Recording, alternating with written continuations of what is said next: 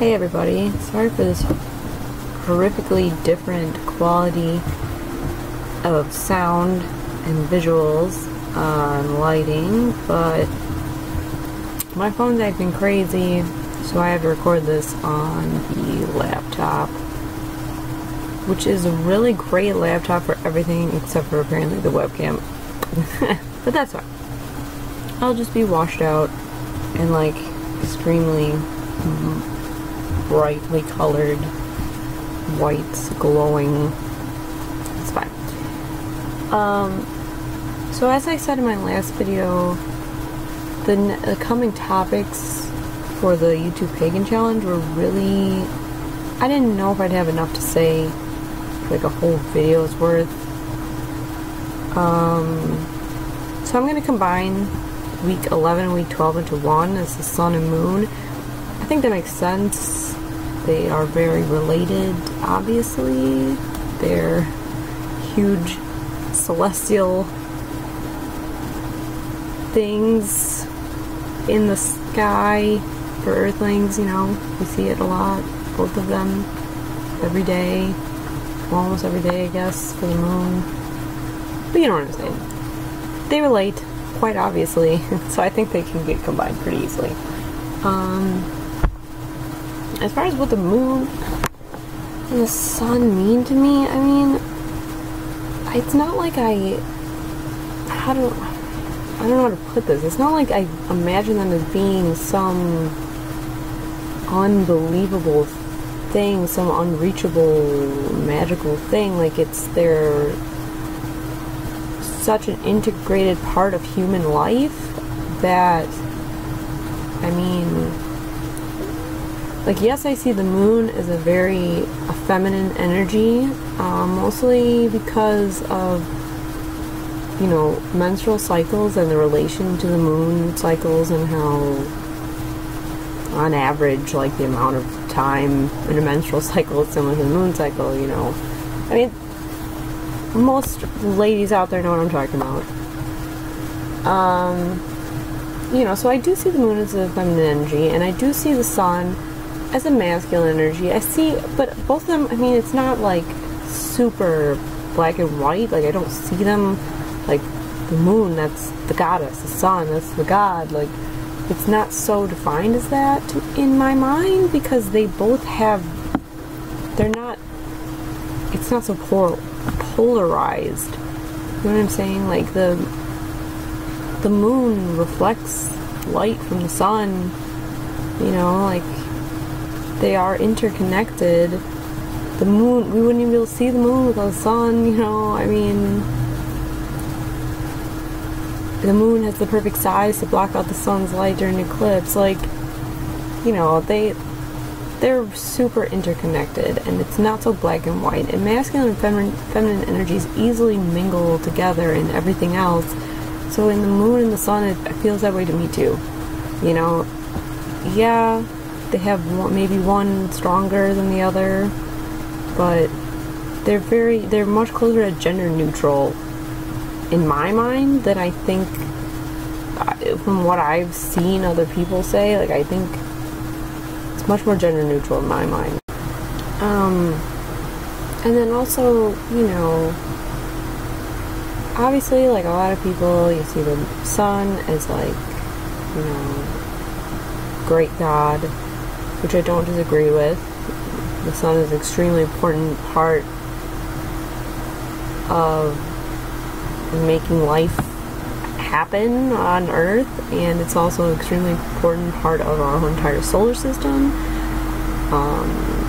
So obviously, yeah, that representation is, boom, get you. And then a lot of people see the moon as like the great goddess and her different forms, you know, the maiden of the crone, like everybody, you know. I think most people learn that, right? I mean, no matter what kind of paganism you're going into, you read a book and that's in there, right? But for me, it's like the moon feels much more connected to, like, the dark goddess.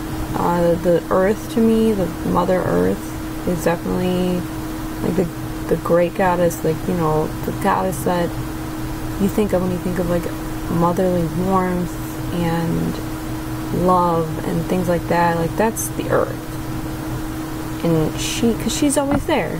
She's right under your feet. Even if you're in like a tall skyscraper, the skyscraper is still connected to earth. She's right there.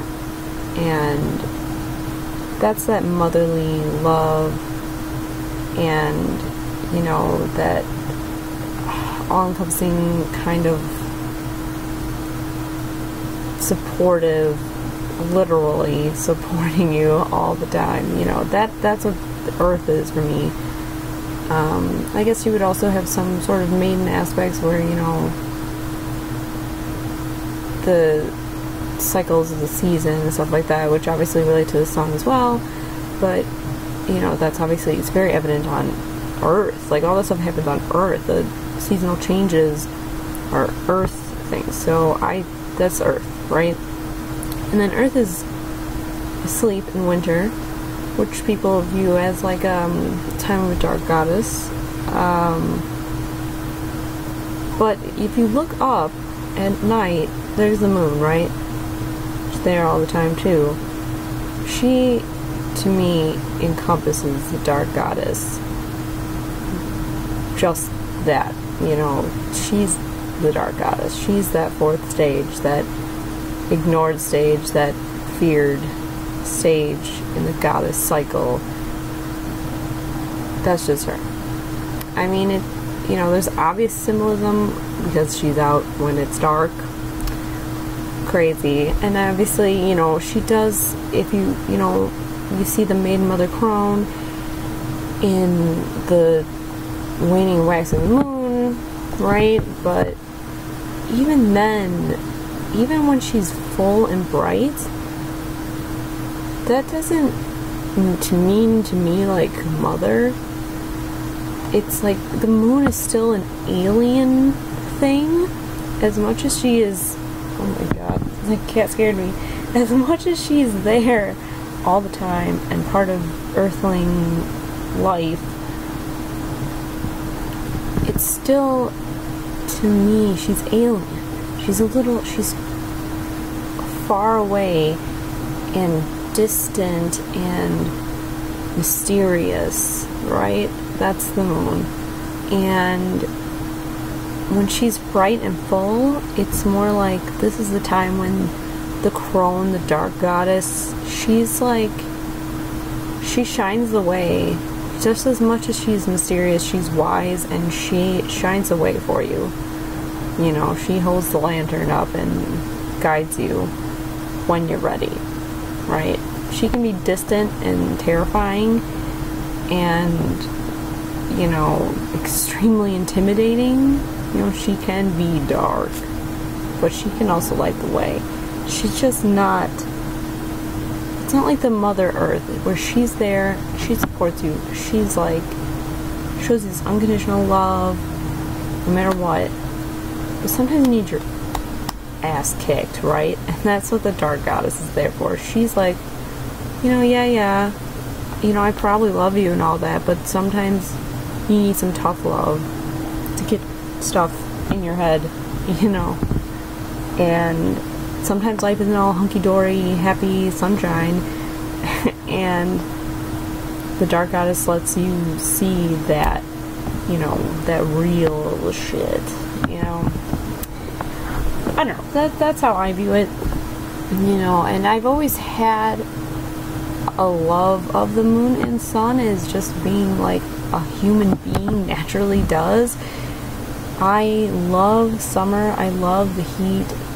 The sun is like my best friend in the summer. I'm so happy to see him. I'm just, you know, so, you know, I just love the sun. It's just a human being would. You know, we need the sun to live. We need vitamin D. You know, we need it to grow plants for us to eat. Like, you can't not love the sun. I mean, sure, it gets really hot, but you need him. So sometimes he's a little too hot. Sometimes he's a little too energized, and he scorches us a little bit. he doesn't do it on purpose though. He's trying to help the world live, right? I mean, I personify things a lot, so it's like, just don't worry about that.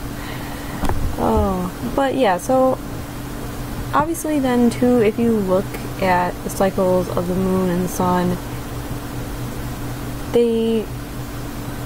there's a correlation between both of them and how the cycles of life go, right? I mean, you have the sun rises and it's young, goes to high noon when it's strongest, right? High up in the sky in the middle of its cycle, and then it falls down, it's get dark again, and then it disappears, and it's like rebirth, right? I mean, just because we can't see the sun in the sky where we are does not mean it doesn't exist. It's still there. It's like a, you know, a cycle of rebirth. Same thing with the moon and, you know, waning and waxing of the moon.